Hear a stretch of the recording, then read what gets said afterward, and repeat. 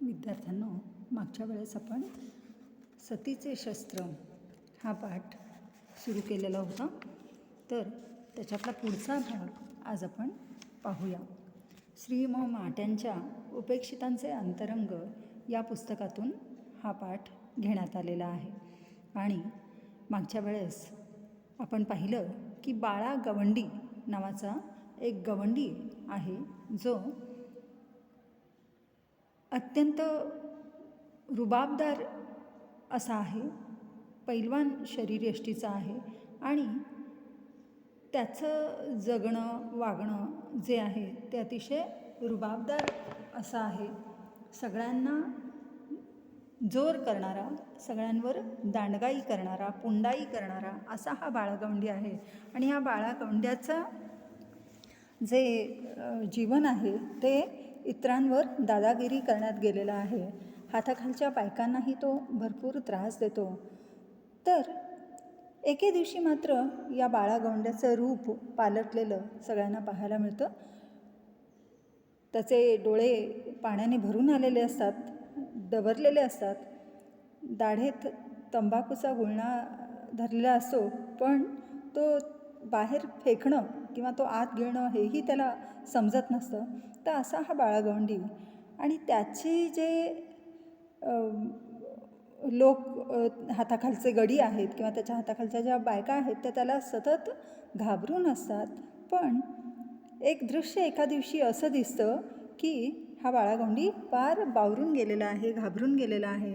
आणि तो असा का वागतो आहे, तर त्याच्यामागचं कारण असं आहे की एक 25-30 वर्षाची विधवा बाई त्याच्याकडे पाहून त्याला वाटेल तशा शिव्या घालते आहे. तिच्या तोंडाचा पट्टा अनिवार्य चाललेला आहे आणि ती असे वागण्यामागचे कारण आहे की बाळागवंड्याची तिच्यावर पडलेली वाईट दृष्टी. हा भाग आपण पाहिला. पुढचा भाग आज आपण पाहूया. तर ही जी स्त्री आहे ती कोण आहे, तर या स्त्रीचं नाव आहे सई आणि तिच्या नवऱ्याचं नाव आहे रामा भिंगरे. सई भिंगरे आणि रामा भिंगरे हे एक जोडपं आहे. अतिशय सुखानं नांदणारं असं हे जोडपं आहे. प्रेमानं एकमेकांची साथ देणारं असं हे जोडपं आहे. एके दिवशी अचानक काय झालं कोणास ठाऊक, रामा कामावरून येतो तो जागचा हलतच नाही.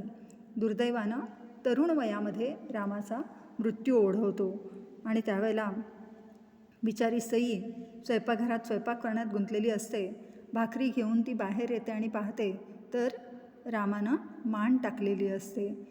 अचानकच तिच्या जीवनाचा उन्हाळा होतो. ती व्याकुळ होते, दुःखी होते, कष्टी होते. पण जरी दुःखी झाली तरी ती घाबरून जात नाही. रामा असतानाही ती मोलकरणीची कामं करत होती, आपल्या प्रपंचाला हातभार लावत होती. नवऱ्याचं पीठ आणि आपलं मीठ मिळून प्रपंच सुखाचा करीत होती. आणि आता तर नवऱ्यामागे आपल्या लहान पोराची जबाबदारी आपल्यावर आलेली आहे याची जाणीव तिला होते. आणि म्हणून ती आणखीन 1-2-4 घरी काम धरते आणि कुणाचीही मिंधी न बनता चांगल्या नेकीनं गुजारा करायचा प्रयत्न करते. नाकीडोळी नीटस आणि तांबूस अशी ही सई. घरची गरिबी असली तरी नवरा असताना आणि आत्ताही तिला खायला प्यायला मोताद नव्हती. थोडा कामधंदाही करावा लागत असल्यामुळे तिची कांती रसरशीत दिसे. तर नवरा असताना आणि आत्ताही तिला खायला प्यायला काही कमी नव्हतं. अंगावर घालायला एखादा सोन्या चांदीचा दागिना नसेल, पण अंगभर नेसायला वस्त्र आणि पोटाला अन्न तिला मिळत होतं. आणि त्यामुळे 4 कामं तिनं जास्तीची धरलेली होती आणि त्यामुळे तिला 4 पैसे जास्तही मिळत होते. आणि ती टुकीनं राहत होती, व्यवस्थित राहत होती, खाऊन पिऊन व्यवस्थित ती राहत होती. तर तिचा हा स्वभाव जो आहे की व्यवस्थित राहणं, शिस्तीत राहणं हा तिचा स्वभाव आहे. किंबहुना ती भांडकुदळही नाही किंवा फारशी सगळ्यात मिळून मिसळून राहणारी नाही. आपण भले आणि आपले काम भले अशा प्रवृत्तीची ती आहे. डोक्यावरून पदर घेऊन आणि कोपरांच्या पुढेपर्यंत चोळी घालून ती बाहेर पडली म्हणजे तिच्याकडे रोखून पाहण्याची बुद्धी सहसा कोणाला होत नव्हती. तर अशी ही गरीब परंतु मानी स्त्री दिवसामागे दिवस कामधंदा करून घालवत होती. नामा 5 वर्षाचा होता. नामा हा तिचा मुलगा आणि त्याच्याकडे पाहिलं की तिला रामाची आठवण येत असे. अशी ही सई आपलं काम करत असताना ती ज्या वाटेवरून जात असे त्या वाटेवर एकदा एका घराचं काम चाललेलं होतं, एका इमारतीचं काम चाललेलं होतं आणि त्या इमारतीमधलं माचाड 3ऱ्या मजल्यापर्यंत गेलेलं होतं. माचाड म्हणजे पाळणा, ज्या पाळण्यावर उभं राहून गवंडी लोक काम करतात तो पाळणा. तिथे बाळा गवंडी नावाचा एक गवंडी कामाला होता. तो धष्टपुष्ट, काळा कुळकुळीत आणि रंगेल होता. भला धष्टपुष्ट, काळा कुळकुळीत आणि रंगेल असा हा बाळा गवंडी एकीकडं काम चालू असलं तरी एकीकडं त्याचं तोंड चाललेलं असे. हाताखाली बायका माणसं असली म्हणजे त्याची जिभली सारखी हले. हाताखाली बायका माणसं असली की त्याची जिभली हलत असे. सतत तो कुणाला ना कुणाला काही ना काहीतरी म्हणत असे. भला धष्टपुष्ट, काळा कुळकुळीत आणि रंगेल असा हा बाळा गवंडी आहे. तो सतत हाताखालच्या बायकांना काही ना काहीतरी म्हणत असे. वयस्कर स्त्रीला ए काकी, ए नानी म्हणून हाक मारत असे आणि जेव्हा ती स्त्री जवळ येत असे तेव्हा तो तिच्याकडे रोखून पाहत असे. त्याची ही एक विलक्षण तऱ्हा होती. तसंच थोडी तरणी ताठी बाई दिसली की तिला तो ए भानामती, ए रंगाराणी अशा शृंगारी हाका मारीत असे. असा हा बाळा गवंडी हाताखालच्या बायकांवर काही ना काही शेरे मारीत असे आणि बिचाऱ्या पोटासाठी कामे करणाऱ्या बायका चिडून जात असत, पण नाईलाजास्तव त्या ते काम करीत राहत असत. मुंडे छाट पांढरी पैरण, डोईला जरीचा तांबडा लाल रुमाल, हातात चांदीचे दांडगे कडे असणारा हा बाळा गवंडी मोठ्या रुबाबात राहत असे आणि हाताखालच्या गडी माणसांवर किंवा बायका माणसांवर आपला रुबाब चालवत असे.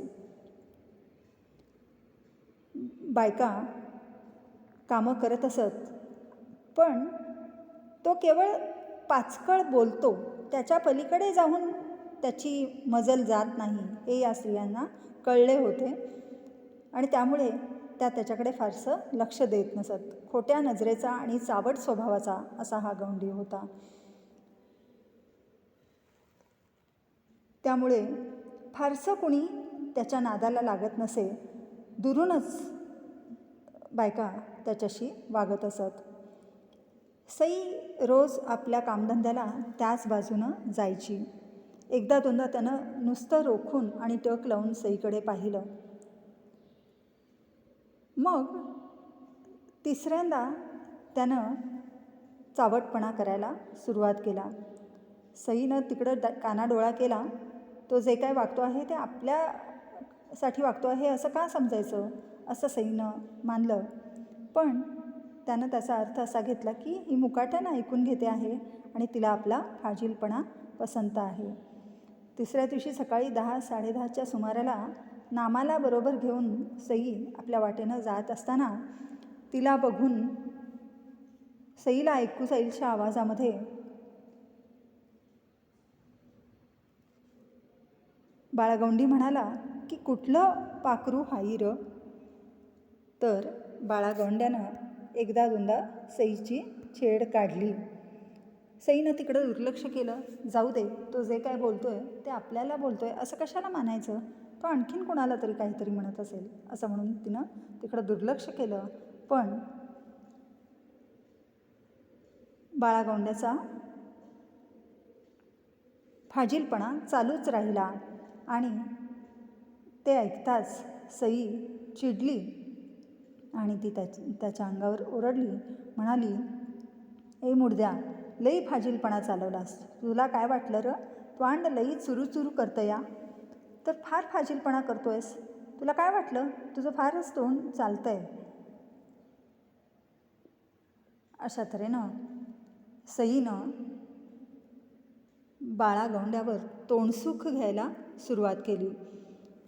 सुरुवातीला तिनं दुर्लक्ष केलं खरं, पण बाळा जास्तच जवळीक साधण्याचा प्रयत्न करतो आहे किंवा जास्तच अंगलट येतो आहे असं दिसताच तिनं आपल्या अंगातला सगळा जोर एकवटला आणि त्याला ती ओरडू लागली, त्याच्याशी भांडू लागली, कडाडून आवाज काढू लागली आणि म्हणू लागली की मर्दावानी मरद असून तो तोंड लपवतोयस, माझ्याशी वाईट वागतोयस, माझ्याबद्दल वाईट बोलतोयस, पाखरू कुणाला म्हणालास तू? मी काय पाखरू आहे का? हा फाजीलपणा तू का करतोयस? आणि हे ऐकताच बाळा घाबरला. बाळाला हे अपेक्षित नव्हतं. त्याला वाटलं होतं की जशा हाताखालच्या गडी बायका सगळं ऐकून घेतात तसंच हीही ऐकून घेईल, पण सई उलटलेली पाहून बाळा हबकला, बाळा घाबरला आणि सई मात्र जास्तच जोमानं त्याच्या अंगावर ओरडू लागली. सईला चेव आला. सई जास्तच जोरात त्याच्याशी भांडू लागली आणि हे ऐकल्यानंतर मात्र बाळा घाबरला, गप्प झाला आणि तिला समजावू लागला, म्हणू लागला की मी तुला काही म्हणालो नाही, मी दुसऱ्याच स्त्रीला उद्देशून असं म्हणालो होतो. सई देखील आता माघार घ्यायला तयार नव्हती. त्याच्याशी ती निकराचं भांडणच करणार होती आणि कशा पद्धतीनं तिनं पुढे जाऊन बाळाचा समाचार घेतला हे आपण पुढच्या वेळेस पाहूया. धन्यवाद.